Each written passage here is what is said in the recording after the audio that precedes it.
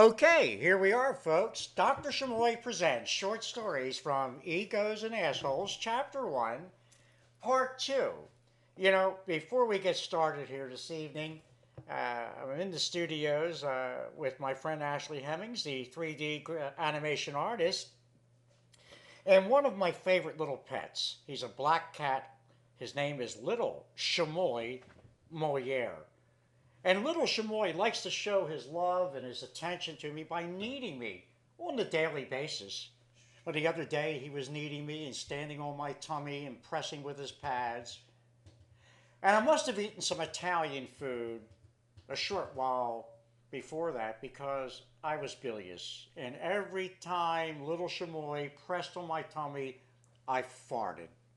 And the more he pressed, the more I farted, to eventually my little chamois Moliere became asphyxiated and fell out.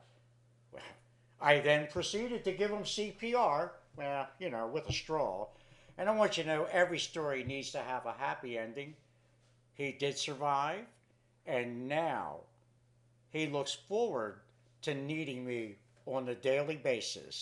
And remember, as always, there's more ways than one. Okay, all right. Just as Little Chamoy had a happy ending with that story, pressing on Dr. Chamoy's belly all the time, so does Chapter 1, Part 2. It really needs to have some sort of happy ending because, where we left off, Chamoy was in the warden's office with the FBI, the captain, and really had things stacked against him. I mean, we got to ask ourselves this. There's a segment of the show is called "What are the odds of this?" or "What are the odds of that?" Now take the scenario for Chamoy. He's already serving time. Just stacked up some brand new charges. Got a beef with the Commonwealth of Virginia for grand larceny auto theft, and now the government wants to drop a new pound on him for escaping from the custody of the Attorney General. So we have to ask, what are the odds of this? And what are the odds of that? Well, Chamoy hit the triple mother ball. What does the triple mother ball mean? On the 7th day of the month, in February of 72, Commonwealth of Virginia just decided to drop the charges against Dr. Chamoy. And 30 days later,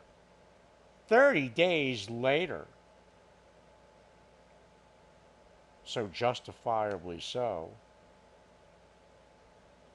Dr. Chamoy on the 7th day of the month was acquitted for escaping from the custody of the Attorney General. However, there was a small price to pay for that. You see, Chamoy ended up sitting in solitary confinement for 123 straight days. Yeah, it was a bit of a stretch. But they found Chamoy to be not competent and responsible based on the doctor's testimony. And now for the third 7 of that triple mother ball, was acquitted for the grand larceny auto on the 7th, found not guilty for escaping from the custody of the Attorney General on the 7th, and on March the 7th, yeah, the parole board paroled Chamoy. Now ask oneself one question. What are the odds of this? Or what are the odds of that? Before I go this evening, before Dr. Chamoy takes off, there is one thing that, well, I find important. One of the emails asked a question some time ago, what is your true religious belief, Dr. Chamoy? And Chamoy's response was very simple: music. For music brings us all together. It's a global language. Has no color, no country, no gender, no flag. Whereas compared to religious ideologies, we tend to kill one another just over interpretations. Can you imagine that?